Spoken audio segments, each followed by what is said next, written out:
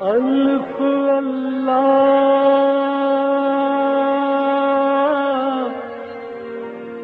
چمبے دی بوٹی میرے من وچ مرشد لائی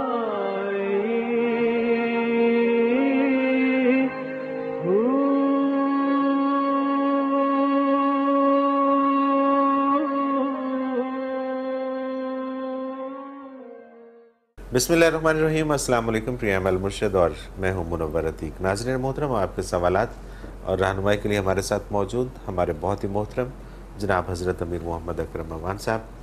آپ سلسلہ نقشبندیہ اویسیہ کے شیخ ہیں، مترجم قرآن ہیں، مفکر قرآن ہیں، شاعر ہیں، ادیب ہیں، بہت سے حوالے ہیں آپ کے تعارف کے۔ حضرت جی بہت شکریہ، آپ نے وقت دیا۔ سوالات آج بھی ہمارے پاس بہت زیادہ ہیں۔ کرنل غلام رسول نوشہرہ سے، اتحاد بین المسلمین کے لیے ہر فرد اپنا کردار کیسے ادا کر سکتا ہے؟ الحمدللہ رب العالمین والصلاة والسلام علی حبیبہ محمد وآلہ وصحبہ اجمعین۔ اعوذ باللہ من الشیطان الرجیم، بسم اللہ الرحمن الرحیم۔ گزارش یہ ہے کہ اتحاد کے لیے کوئی نقطہ اتحاد چاہیے۔ ٹھیک ہے، بالکل ٹھیک۔ کیا بات ہو، کیا نکات ہوں، کیا ایک طے شدہ امر ہے جس پر ہم متحد ہو جائیں۔ صحیح۔ وہ بات جو نقطہ اتحاد ہے امت کے لیے، وہ اللہ و اللہ کے رسول کی بات ہے۔ اس کی مختلف تعویلیں اور غلط تعبیریں نہ گھڑی جائیں۔ صحیح۔ صرف ایک کام کر لیا جائے، میری رائے میں جو میں سمجھتا ہوں۔ قرآن کریم میں ایک جگہ آیا ہے حضور کی شان میں، لِتُبَيِّنَ لِلنَّاسِ مَا نُزِّلَ إِلَيْهِمْ، یہ آپ کا منصب جلیلہ ہے، لوگوں کو بتائیں ان کی طرف کیا نازل ہو۔ یعنی قرآن کے صرف الفاظ پہنچانا نہیں، قرآن کے مفاہیم بتانا بھی حضور کا منصب جلیلہ ہے۔ دوسری جگہ قرآن میں آیا یسرناہ بلسانک، آپ کی زبان مبارک پر ہم نے قرآن کو آسان کر دیا۔ جب آپ سمجھاتے ہیں تو بڑی آسانی سے سمجھ آئے۔ اگر یہ سارے طبقے، یہ سارے فرقے وہ مفہوم لیں قرآن کا جو حضور نے بتایا، صحابہ نے سنا سمجھا، حضور کے سامنے اس پر عمل کیا، حضور نے تصدیق فرمائی کہ اس حکم سے یہی مراد تھی، اگر اس پہ سارے آ جائیں تو کوئی فرقہ ہی نہیں رہتا۔ بالکل صحیح، فرقوں کی بنیاد کیا ہے؟ ہر شخص اپنی رائے سے قرآن کی الگ تعبیر کر لیتا ہے۔ بالکل ٹھیک۔ تو نقطہ اتحاد صرف حق ہے، باطل پر اتحاد کون سا اتحاد ہے؟ ممکن نہیں، جھوٹ پر اتحاد کون سا ہو ہی نہیں اتحاد؟ سکتا۔ ہر ایک کا جھوٹ اپنی پسند کا ہوگا۔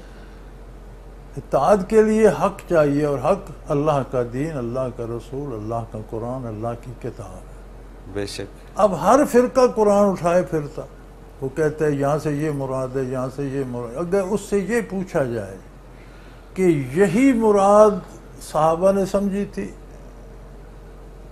بڑے بڑے اہل زبان تھے عرب میں، بڑے بڑے شاعر تھے، بڑے بڑے مقرر تھے، بڑے بڑے مضمون نویس تھے، ہر شعبے کے زندگی، وہ عربوں کے علاوہ باقی دنیا کو، وہ عجم کا معنی ہوتا ہے گنگا، صحیح۔ وہ کہتے زباندانی ہمارا فن ہے۔ وہ پڑھے لکھے تھے یا نہیں، لکھنا پڑھنا جانتے تھے یا نہیں، زبان کی باریکیاں سمجھتے تھے۔ بالکل ٹھیک۔ جب آیت نازل ہوتی، متعدد آیات میں یہ ملتا ہے کہ حضور نے صحابہ سے پوچھا، یہ آیت نازل ہوئی ہے یا رسول اللہ، آمنا وصدقنا، سمجھے اس کا معنی کیا ہے؟ کوئی دانشور نہیں کہتا تھا، سب کہتے تھے اللہ و رسولہ اعلم۔ سبحان اللہ۔ آپ بتائیں گے تو پتہ چلے۔ سبحان اللہ۔ عربی ایک ایسی زبان ہے کہ بعض اوقات ایک ایک لفظ کا 200 تک معنی ہے۔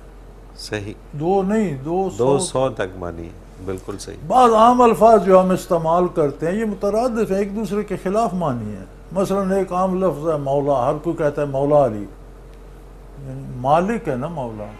مولا آزاد کردہ غلام کو بھی کہتے ہیں۔ اچھا۔ فلاں مولا فلاں اس کا آزاد کردہ غلام. صحیح. کہاں مالک کہاں غلام. غلام. لفظ مولا لفظ ہی مولا ہے. ہے. جملے میں استعمال ہوگا تو معنی کی تعیین ہوگی. صحیح. کہ نہیں؟ بالکل ٹھیک. جس طرح اور زبانوں میں تھوڑے انگریزی میں پرنسپل ہے، اصول بھی ہے، ادارے کا سربراہ بھی ہے. اب وہ استعمال انگریزوں نے سپیلنگ میں اختلاف کیا، عربی میں سپیلنگ میں بھی اختلاف نہیں. ایک ہی لفظ ہے مولا، وہی سپیلنگ ہے. ادھر استعمال ہوگا وہ معنی ہوگا، ادھر استعمال ہوگا یہ معنی ہوگا. تو آپ اگر عربی اور صرف و نحو کے زور سے معنی متعین کرنے لگیں تو فرقے بنتے چلے جائیں گے. آپ اگر اس بات پہ آ جائیں کہ وہ مفہوم لیا جائے، اسی لیے صحابہ پر لوگ تان کیوں کرتے، اعتراض کیوں نہ کریں تو اپنے معنی ان کے چلتے نہیں ہیں. صحیح. بالکل صحیح. تو بجائے اس کے کہ وہ کہیں ہم اختلاف کر رہے ہیں، کہتے صحابہ غلط تھے. صحیح صحیح صحیح. تو خود کو سچا اللہ نے آخری نبی بھیجا، اسے ایک قوم عطا فرمائی، اس نے ان پر قرآن پڑھا، ان کو سمجھایا، انہوں نے سمجھ کر نبی علیہ السلام کے سامنے عمل کیا. حضور نے تصدیق فرمائی کہ یہی مراد تھا، تم نے صحیح سمجھا، تم نے صحیح عمل کیا. اب اگر وہی غلط ہے تو پھر نبوت کا فیض کسے پہنچا؟ پھر تو نبوت ناکام گئی، پھر تو قیامت تک ہدایت کا کوئی سامان ہی نہیں. تو آج بھی کرن صاحب اگر ہر فرقہ یہ سوچ لے کہ میں اپنے معنی اپنی پاس سے نہ کروں، وہ کروں جو حضور نے بتائے، صحابہ نے سمجھے، تو فرقے ختم ہو جائیں گے. بالکل صحیح. اسلام میں فرقہ ہے ہی نہیں. صحیح. اسلام ایک سیدھا دین ہے. ہر فرقہ اسلام سے نکل کر فرقہ بنتا.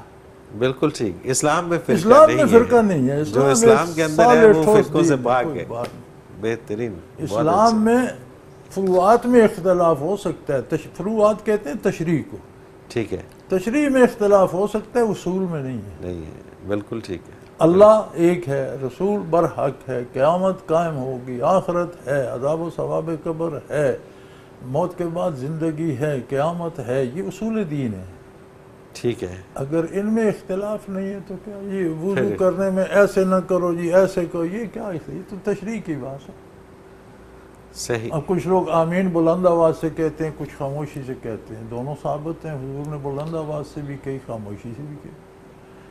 دونوں ایک دوسرے کو غلط نہیں کہتے. جو بلند آواز سے کہتے ہیں وہ تم بھی صحیح کرتے ہو، زیادہ بہتر یہ ہے. جو خاموشی سے کہتے ہیں حنفی بھی خاموش، وہ کہتے ہیں کہ یہ حضور پہلی عمر میں بلند آواز سے کہتے تھے، آخر عمر میں خاموشی سے، لہذا وہ عمل بہتر ہے جو آپ نے آخری عمر میں کیا. صحیح وہ بھی ہے، صحیح. غلط وہ بھی نہیں. بالکل ٹھیک.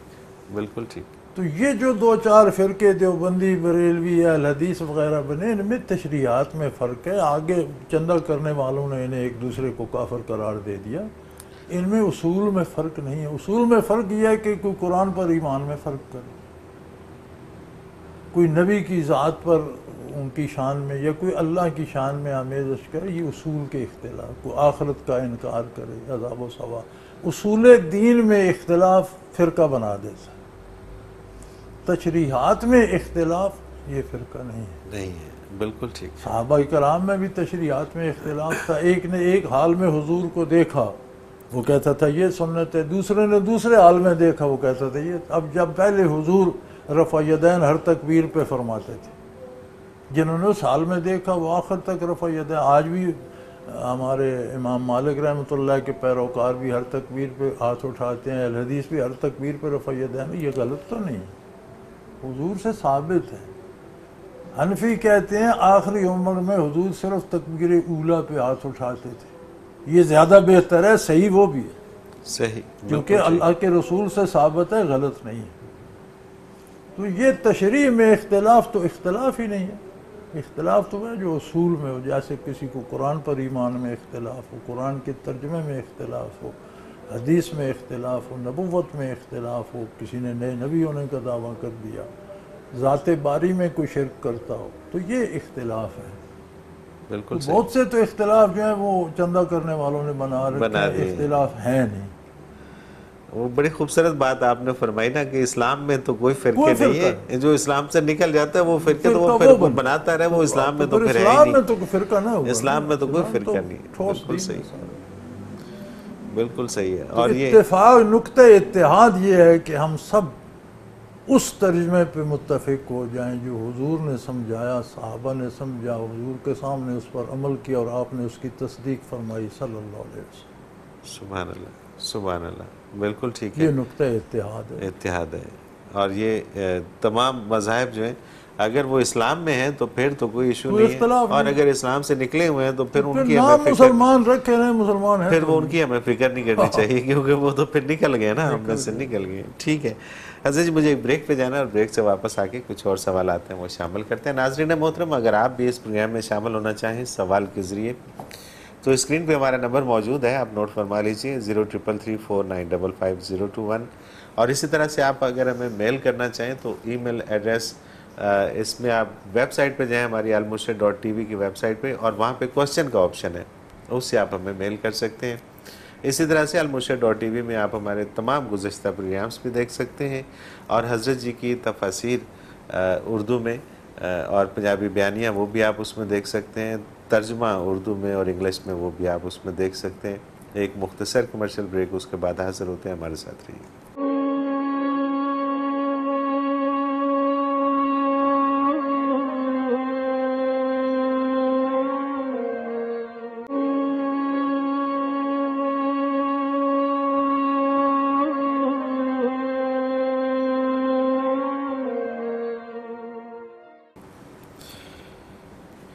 پروگرام میں ایک بار پھر خوش آمدید ناظرین محترم. آپ کے سوالات اور رہنمائی کے لیے ہمارے ساتھ موجود ہمارے بہت ہی محترم جناب حضرت امیر محمد اکرم امان صاحب. حضرت جی، اگلا سوال پروگرام میں شامل کرتے ہیں. پروفیسر زہرا طارق ہیں کراچی سے. یہ کہتی ہیں کہ میری ایک اسٹوڈنٹ خود کو غیر مسلم کہتی ہے، لیکن ربیع الاول یا کسی اور اسلامی موقع پر تقریری مقابلہ میں اسلام کی حقانیت اور نبی اکرم صلی اللہ علیہ وآلہ وسلم کی صداقت اور تعلیمات کا یوں بھرپور اظہار کرتی ہے کہ اول انعام پا لیتی ہے. اگر وہ یہ سب جانتی ہے تو پھر ماننے میں کیا چیز مانے ہے؟ بسم اللہ الرحمن الرحیم. میرے بھائی، جاننے اور ماننے میں بعد المشرقین ہے، رات اور دن کا فرق ہے. صحیح. جاننا بالکل اور بات ہے، ماننا بالکل اور بات ہے. جانتے ہم دنیاوی چیزوں کے بھی ہیں، یہ صحت کے لیے مضر ہے، وہ کھا جاتے کہ مزیدار ہے. صحیح. ہمیں بار بار بتایا بھی جاتا ہے، اشتہار بھی آتے ہیں. تمباکو کو لے لیجئے، اشتہار آتے ہیں smoking kills, smoking causes cancer. ہم پیتے ہیں. صحیح. جانتے تو ہیں مانتے نہیں ہیں. جاننا الگ بات ہے، ماننا الگ بات ہے. جاننا جب تک دماغ میں رہے وہ خبر ہوتا ہے. صحیح صحیح. دماغ میں بہت سی باتیں جمع کر لینا یہ خبر ہوتا ہے. سارا علم لوگوں کے پاس خبر کے درجے میں، علم کے درجے میں نہیں ہے. علم وہ ہوتا ہے جس پر عمل ہو. صحیح. اگر وہ دل میں اتر جائے تو علم بن جاتا ہے، بندہ اس پہ عمل کرتا ہے. بالکل ٹھیک. تو خبر کے درجے میں جاننا، تقریر کے لیے جملے، فکرے، واقعات یاد کر لینا، تقریری مقابلہ کرنا اور بات ہے. ماننے کے لیے دل بیدار، دل زندہ چاہیے، دل میں اترے، علم بنے تو مانا جا سکتا. صحیح. خبر بنے تو ایک بے جان کاغذ پہ کتنی خبریں چھپتی ہیں، اس کی صحت پہ کیا اثر پڑتا ہے. بالکل صحیح. وہیں شادی کی بھی ہوتی ہے، وہاں موت کی بھی ہوتی ہے، وہاں جشن آزادی کی بھی ہوتی ہے، وہاں ڈاکے کی بھی ہوتی ہے. کاغذ کو کیا اثر. انسانی دماغ بھی ایک پیپر ہے، اس پہ خبریں پرنٹ ہوتی رہتی ہیں، اخبار بن جاتے، کوئی فرق نہیں پڑتا. جو بات دل میں اترے خواہ ماننی پڑتی ہے، وہ مانی جاتی ہے اور وہ علم بن جاتی ہے. بالکل صحیح بات. تو یہ جو بات آپ کر رہے ہیں، اس بچی کے پاس خبر ہے، علم نہیں. علم نہیں ہے. کیا بات ہے، کیا بات ہے. کیونکہ دل کی بات تو پھر ہر کوئی مانتا ہے نا، اور دل میں اترے تو پھر مانی جاتی، پھر وہ علم بن جاتی. صحیح. لبنہ قمر ہیں جڑا والا سے. میرے نانا جان اکثر کہا کرتے تھے کہ اللہ اللہ کرنے سے اللہ نہیں ملتا، یہ تو اللہ والے ہیں جو اللہ سے ملا دیتے ہیں. میں نے یہ جملہ بہت بچپن میں سنا ہوا ہے. نانا تو اب حیات نہیں ہے، آپ رہنمائی فرما دیجئے کہ آخر اللہ اللہ کرنے سے اللہ کیوں نہیں ملتا. اگر اللہ اللہ کی جائے اور اس میں خلوص ہو، تو وہ اللہ والوں کے پاس لے جاتا ہے۔ سبحان اللہ، سبحان اللہ۔ اللہ کریم کا ارشاد ہے، بسم اللہ الرحمن الرحیم، والذین جاہدوا فینا لنہدینہم سبلنا، جو ہمیں پانے کے لیے محنت کرتے ہیں ہم ان پر اپنے کئی راستے کو، سبلنا سبیل راستے کو کہتے ہیں، سبل جمع ہے، بہت سے راستے کھول دیتے ہیں۔ یہاں اس تفسیر میں مفسرین کرام لکھتے ہیں کہ اللہ کیسے راستے کھولتا ہے، فرمایا جس کی طلب سچی ہو اور خلوص سے اللہ اللہ کرے، اللہ کو ایسا سبب بناتا ہے کہ اسے اپنے بندوں کے پاس پہنچا دیتا ہے جو آگے اس کی رہنمائی کرتے ہیں۔ سبحان اللہ، سبحان اللہ۔ تو رسماً اللہ اللہ کرنا تو وہ ایک اور بات ہے، واقعی کی جائے تو وہ ضائع نہیں جاتی، اللہ والوں کے پاس پہنچا دیتی ہے۔ تو ہر کام اس کام کے، اس فن کے ماہرین سے سیکھنا پڑتا ہے۔ یہ دنیا میں تو یہ اصول ہر کوئی جانتا ہے، دین میں کیوں نہیں مانتے کہ دین بھی دین والوں سے سیکھنا پڑتا ہے؟ بالکل ٹھیک، بالکل صحیح۔ دنیا میں تو آپ کبھی کپڑا سلوانے موچی کے پاس نہیں جاتے، کبھی جوتا بنوانے درزی کے پاس نہیں جاتے، کبھی خود لے کر نہیں بیٹھ جاتے بنا لوں گا، یا پھر سیکھنا پڑتا ہے۔ صحیح، بہرحال وہی بنا سکتا ہے جو سیکھتا ہے، یعنی جانا پڑتا ہے وہاں۔ بے شک، تو آخرت کے لیے بھی تو کسی کے پاس جانا پڑے گا، بالکل صحیح ہے۔ وہ آج خود کیسے ہو جائے گا؟ نہیں ہاں، ویسے ہی اللہ کی طلب میں اللہ اللہ شروع کر دے تو اللہ نے اس کا انتظام بھی کیا، اسے اللہ والوں کے پاس پہنچا دیتا ہے۔ بالکل ٹھیک، بالکل صحیح۔ اگلا سوال حضرت جی شامل کرتے ہیں، فروا سرور ہیں، medical student, king Edward medical university یہاں سے۔ ایک ایسا ادارہ جس میں کو ایجوکیشن ہو اور ٹیچرز بھی مرد ہوں، ہمیں کس حد تک پردہ لازمی کرنا چاہیے؟ پردہ بیٹے شرعی واضح ہے اور وہ ضرور کیا جانا چاہیے۔ ٹھیک ہے۔ ایک یہ جملہ بڑا عجیب رواج پا گیا ہے جی، پردہ دل کا ہوتا ہے، آدھی سے زیادہ انسانیت کو تو اس نے برہنہ کر دیا، اس ایک جملے نے برہنہ، اس ایک جملے نے، کہ بے بس شک، دل کا کوئی شک پردہ ہے، نہیں، کوئی شک نہیں، ہاں آنکھ جی، کا پردہ ہے جی، دل کا پردہ ہے آنکھ کا جی، پردہ، دل کا، آنکھ کا بھی نہیں آنکھ کہتے، کا، پردہ دل کا، وہ ہے۔ دل کے پردے نے بے شمار انسانیت کو برہنہ کر دیا۔ احکام شرعی واضح ہیں، عورت کے ہاتھ پاؤں اور اس فیس کے علاوہ اگر فیس بھی ڈھانپا جائے بہت اچھی بات ہے، صحیح، اس میں گنجائش ہے کہ وہ فیس چادر اس طرح لے لے، نگاہوں کو بچائے، نگاہیں نگاہوں سے نہ ملائے۔ یدنین علیہم من جلابیبہن، اپنے جو پلو ہے اس کو اس طرح کر لیں، یغضضن من ابصارہن، اپنی آنکھوں کو آنکھوں میں ملانے سے بند رکھیں۔ یہ آج سائنس نے آج دریافت کیا، قرآن نے 1500 سال پہلے بتایا، آج سائنس پتہ ہے کیا کہتی ہے؟ وہ کہتی ہے ہر انسان کے اندر ایک فریکوینسی ہوتی ہے جنس کی، ہر مرد کے اندر، ہر عورت کے اندر، جن کی فریکوینسیاں قریب تر ہوتی ہیں ان کا نباہ ہوتا ہے، جن کی فریکوینسیاں دور ہوتی ہیں ان میں طلاقیں ہو جاتی ہیں، وہ ایک دوسرے کو برداشت نہیں کرتے۔ صحیح، اور جن کی فریکوینسی برابر آ جاتی ہے مرد کی اور عورت کی، وہ لیلا مجنون راں جہیر بن جاتے ہیں۔ صحیح، بالکل ٹھیک۔ یہ منعکس ہوتی ہے آنکھوں سے، آنکھوں سے، جب نگاہیں نگاہوں سے ملتی ہیں تو فریکوینسیاں ایکسچینج ہوتی ہیں، صحیح، تو جتنی قریب ہوں اتنی شہوات کو اور اس کو پانے کو بھڑکاتی ہیں۔ اللہ کریم نے مردوں کو بھی حکم دیا کہ اپنی نگاہیں بچا کے رکھو، عورتوں کو بھی حکم دیا یغضضن من ابصارہن، اپنی نگاہیں بچا کے رکھو۔ تو پردہ یہ ہے کہ وجود ڈھانکا ہوا ہو، بے تکلف نگاہیں نہ ملائے، بغیر ضرورت باتیں نہ کرے، بن سنور کر میک اپ کر کے کالج صاف ستھری رہے، لیکن چمک دمک کر لوگوں کو متوجہ کرنے کی کوشش نہ کرے، تو یہ پردہ۔ بالکل صحیح، بالکل صحیح۔ اگلا سوال حضرت شامل کرتے ہیں، عریشہ ہیں اسلام آباد سے، یہ کہتے ہیں کہ آپ نہایت محبت سے نبی اکرم صلی اللہ علیہ وسلم کا ذکر خیر فرماتے ہیں، میرا دل چاہتا ہے کہ آپ درود شریف کی فضیلت بھی بیان فرما دیجئے۔ اللہ اکبر، بسم اللہ الرحمن الرحیم۔ درود شریف کی فضیلت حدیث شریف میں بے شمار آئی ہے، اور میں مختصر سی اس وقت میں اتنی بحث کا کی فرصت نہیں ہوتی، محدود وقت ہوتا ہے. میں آپ کو ایک بات بتا دوں، درود شریف وہ دعا ہے جو پہلے سے قبول شدہ ہے. صحیح.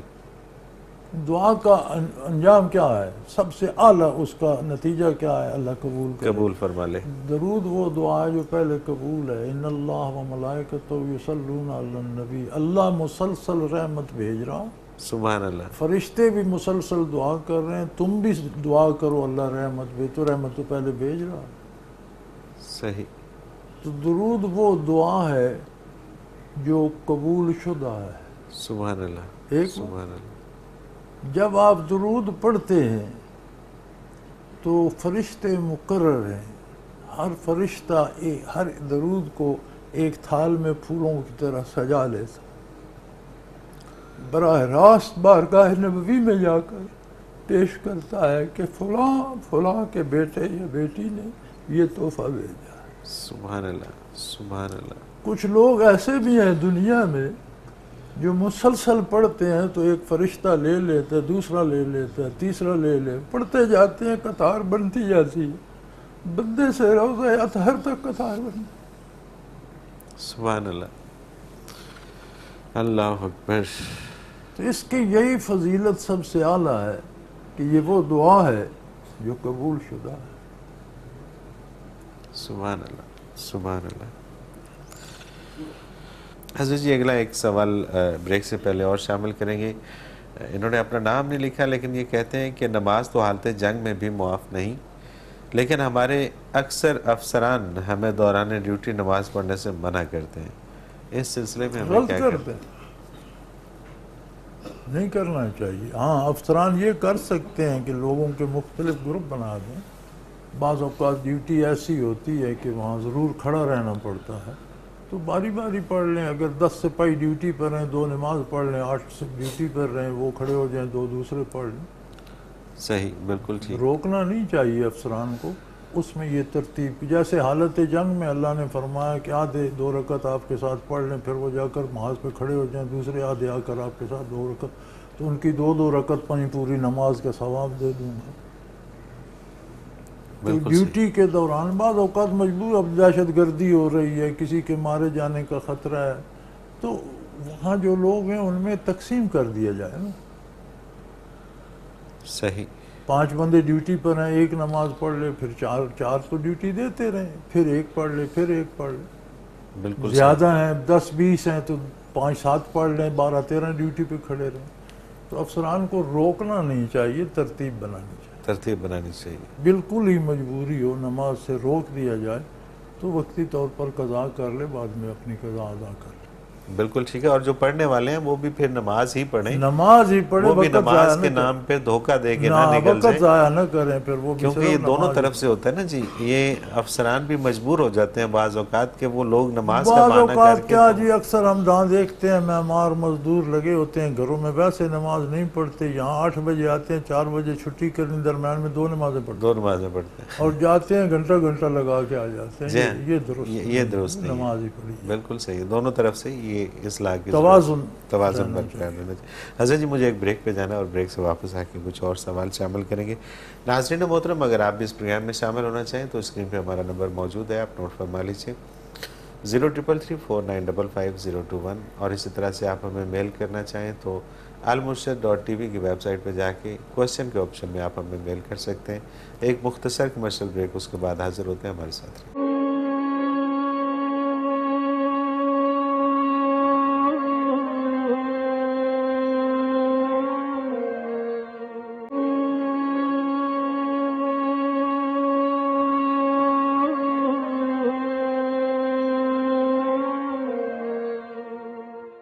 پروگرام میں ایک بار پھر خوش آمدید. ناظرین محترم، آپ کے سوالات اور رہنمائی کے لیے ہمارے ساتھ موجود ہمارے بہت ہی محترم جناب حضرت امیر محمد اکرم امان صاحب. حضرت جی سمینہ تاج ہیں، انہوں نے اپنی جگہ کا نام نہیں لکھا.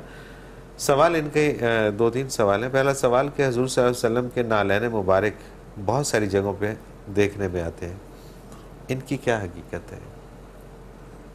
بسم اللہ الرحمن الرحیم. بہت سے تو فرضی ہیں لوگوں نے بنا لیے ہیں.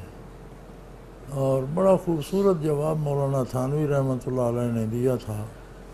کسی نے پوچھا تھا کہ یہ نالین مبارک بنا کے تصویر بنا کے یا اس طرح کر کے لے آتے ہیں، تو آپ نے فرمایا ہیں تو نقلی، لیکن چونکہ یہ منسوب حضور کی طرف کرتے ہیں اس کی بے ادبی نہ کی جائے. سبحان اللہ، سبحان اللہ، سبحان اللہ. اور جہاں تک آپ کے اصلی نالین مبارک کا ہے تو میری معلومات کے مطابق عثمانی حکمرانوں نے آپ کے نالین مبارک کو 1 یا 2 محفوظ کیے تھے جو قسطنطنیہ میں اب تک موجود ہیں. جہاں حضور کی تلواریں یا دوسرا سامان محفوظ ہے، صحابہ کی چیزیں ہیں، وہاں نالین مبارک میں سے بھی 1 یا 2 موجود ہیں. صحیح، وہ اصلی ہیں. بالکل ٹھیک. عرب حکمرانوں کے پاس تھیں، پھر جب عرب پر عثمانیوں کا تسلط ہوا تو وہاں سے انہوں نے لیں، تو وہ تلواریں وہ آپ کی یادگاریں اصلی ہیں. باقی لوگوں نے فرضی بہت بنا لی ہیں، یہی ٹھپا بنا کے جہاں لگا لیتے ہیں، یہ کر لیتے ہیں، وہ کر. تو ان کی حقیقت تو نہیں ہے، لیکن بے ادبی نہیں کرنی چاہیے کیونکہ منسوب تو حضور کی طرف غلط کرتے ہیں تو اس کا جواب وہ دیں گے. بالکل صحیح، بالکل صحیح. اگر کوئی شخص ایسے بینک میں نوکری کرتا ہے جو شریعہ لاء کے مطابق نہیں ہے تو اس کی تنخواہ ناجائز ہے؟ سارے بینک شریعہ لاء کے مطابق کوئی نہیں. جو کہا جاتا ہے یہ بھی محض ایک مفروض آیا ہے. ٹھیک ہے. حقیقت کوئی نہیں میری معلومات کے مطابق. ٹھیک ہے. رہی بات بینک میں نوکری کرنے کی، تو چونکہ نظام کو بدلنا ہمارے بس کی بات نہیں ہے، ہمیں مجبور ہیں، تو روزگار تو لوگوں نے کرنا ہے. تو بینک میں اپنا کام کر کے اس کی اجرت لینے پہ علماء کو اعتراض نہیں ہے، اپنی تنخواہ لیں. صحیح. زمانہ اقدس میں بھی یہودیوں کے پاس حرام اور سود کا پیسہ ہوتا تھا، تو صحابہ کرام یہود کے یہاں مزدوری نہیں کرتے، اپنی اجرت لینے والے نے اپنا کام کر کے حلال لینا ہے. ٹھیک ہے. ہاں بینک سے جو مراعات ملتی ہیں، سود پر قرضہ لے لو، یہ کر لو، وہ نہ کرے، نہ سود دے نہ سود لے. بالکل ٹھیک. آپ کا بعض اوقات تنخواہ سے جمع کرتے رہتے ہیں، اس پر پھر سود لگاتے ہیں، آخر میں جب آپ کو بینیفٹس ملیں تو اپنا حلال الگ کر لیں، سود الگ کر لیں. صحیح، بالکل ٹھیک، بالکل صحیح. کیا قربانی کرتے وقت جانور پر ہاتھ پھیرنا بہت ضروری ہوتا ہے؟ نہیں، ہاتھ پھیرنے کی تو کوئی ضرورت نہیں ہے. ٹھیک ہے. قربانی کرتے وقت اول تو سب سے اعلیٰ یہ ہے کہ خود ذبح کرے. ٹھیک ہے. اس سے کم تر یہ ہے کہ خود ذبح نہیں کر سکتا، کسی سے کراتا ہے تو کم از کم خود پاس ہو. صحیح. نہ بھی ہو تو قربانی تو ہو جاتی ہے، لیکن وہ لذت، وہ کرم، جو کیفیات قربانی کے وقت نازل ہوتی ہیں وہاں، وہ تو اچھی بات. صحیح، بالکل ٹھیک. سلیمہ چودھری ہیں سرگودا سے. کہا جاتا ہے کہ حج کے بعد انسان یوں ہوتا ہے گویا آج پیدا ہوا، کیا یہ درست ہے؟ اگر حج ہو تو اگر حج ہو تو بالکل درست. بالکل ٹھیک ہے، بالکل ٹھیک ہے.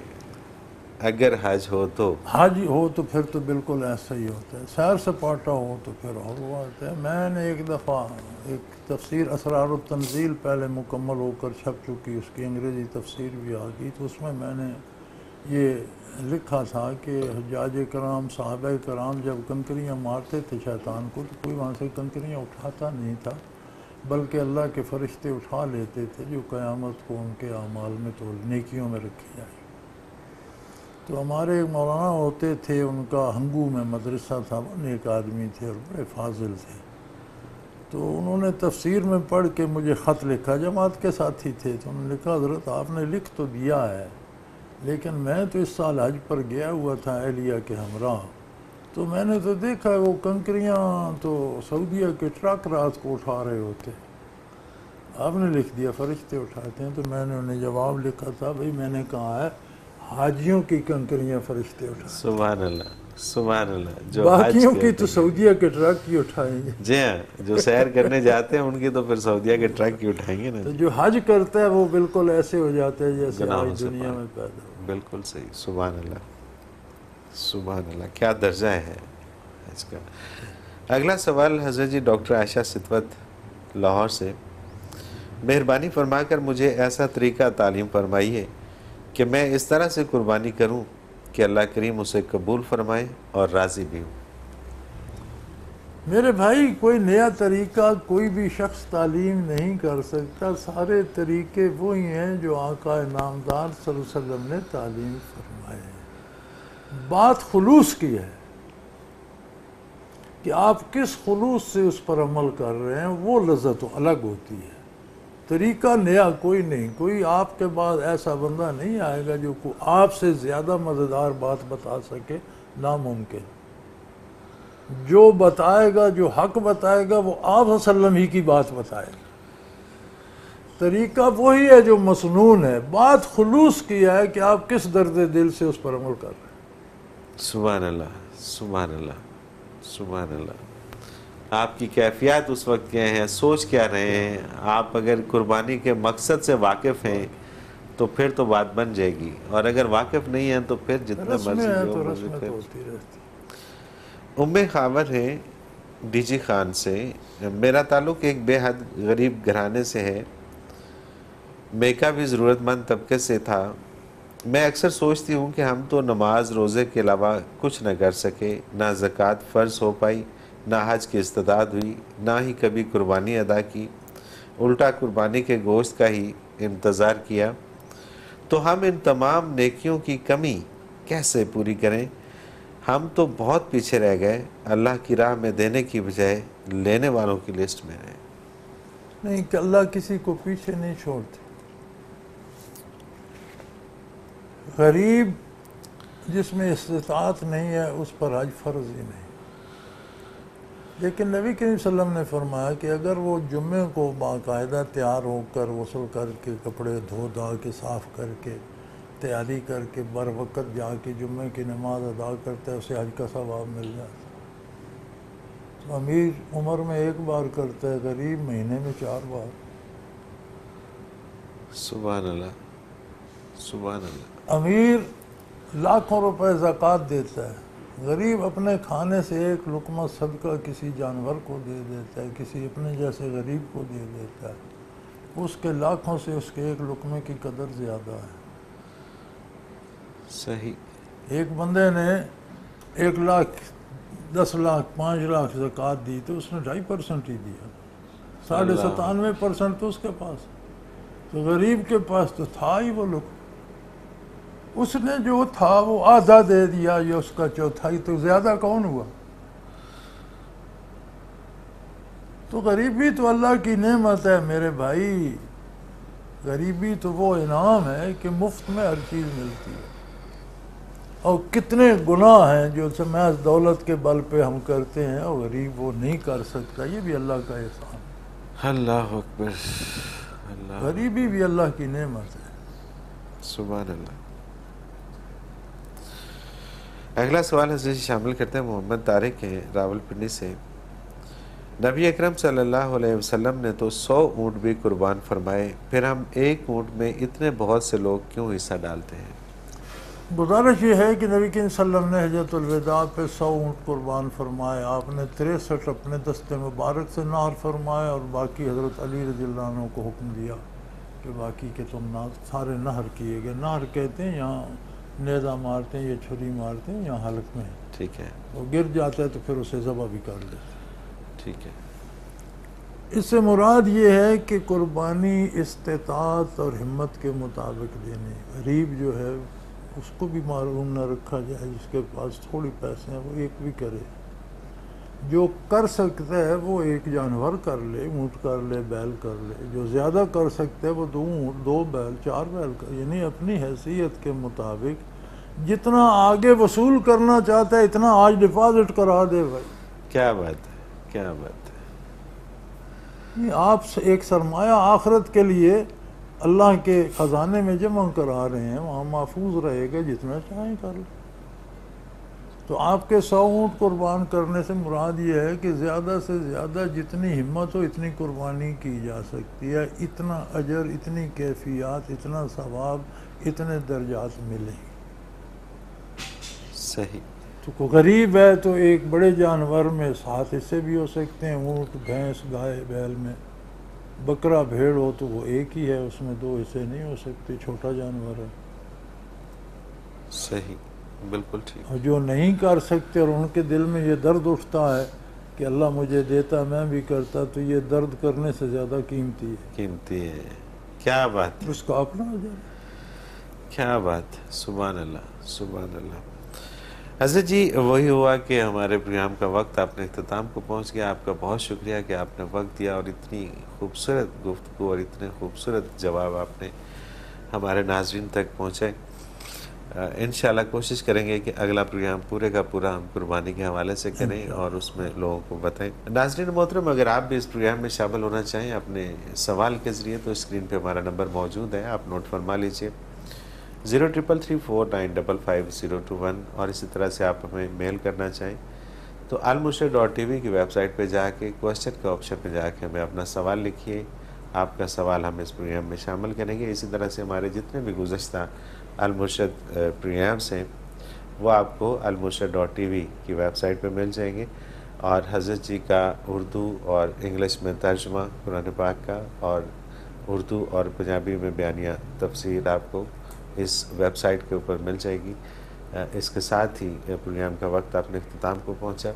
منور عتیق کو اجازت دیجیے. اللہ حافظ. لا